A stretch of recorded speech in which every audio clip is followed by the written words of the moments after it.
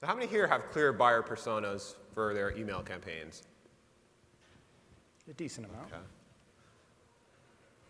All right, so you figured out the right people. Now you got to get the right content to them. So first, and I think in talking to you, this is going to make all the other marketers feel better who have a challenge in trying to get that right content. You are a content company. Like we talk about IHS, Janes, you publish content, and yet you struggled in getting that content. Absolutely, yeah. And I think it was when I was fortunate to join IHS 2.5 years ago now, I said, oh, and marketing at IHS, this is going to be fantastic. We are a content company. I will never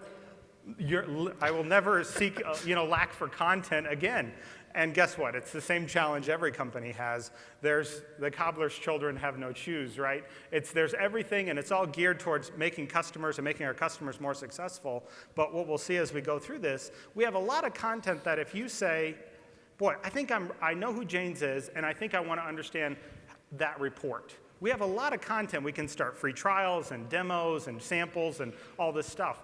But if you're earlier in the buying process and you're not sure whether you want Janes or not, or you're not sure why Janes is better than company ABC, we didn't have a lot of that early buying stage content, and so that was something we had to identify. Well, let's be frank, another bigger challenge you produced for yourself by going from batch and blast to targeting these specific personas, you needed more content, right? Because you had to have content for each persona.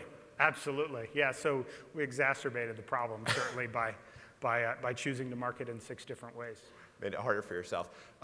So then, and this was another really interesting tip you gave. You said content takes much longer to build than technology for a multi-touch lead nurturing program. So I think sometimes marketers really challenge, oh, there's technology involved, but really the content is where you got to focus. Well, that's exactly right. I think, and I'd love, we're doing a roundtable on this later today, so I'd love to get the feedback in the group about this. But my perspective after going through this several times is that it's not the technology. Now, you need to have some marketing automation platform to do, I think, some of the things we're talking about here. But having that alone is not necessarily the barrier. Don't mistake having a marketing automation platform for having a process, because they're 2 different things. We all have CRM systems that we've installed, and we stood back and say, well, how come revenue's not bigger? How come sales cycle's not bigger? How come my cycle time's not faster? And the reality is, it is what you make of it. A CRM system is just a box. And if you choose to fill it with your old processes, you're going to get the old results. And if you choose to fill it with new processes that are optimized for the buying behaviors, then you can expect to get different results. But it's really important to understand. But all that said, though, Daniel, all that said, we did find out that we could probably build a marketing automation system faster than we could go fill gaps in content. And so it became a priority to go find that content soon, because we knew from the time you give me all the content to the time my team could turn on a program is a couple weeks maybe. But if you're missing content from the beginning, you can't even start that process. And I think that's a really key takeaway for everyone, too. I mean, make sure you have that content lined up. Like you said, you can't just build this machine. You have to have something that you're putting through that machine to make it all work. That's right. Yep.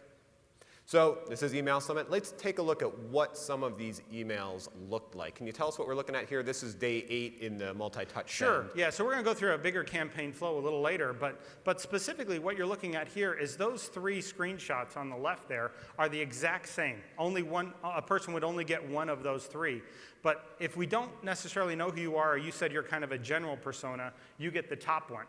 If you've told us that, hey, I'm specifically interested in this type of persona, then we customize that text in the yellow to start talking to you in a different way.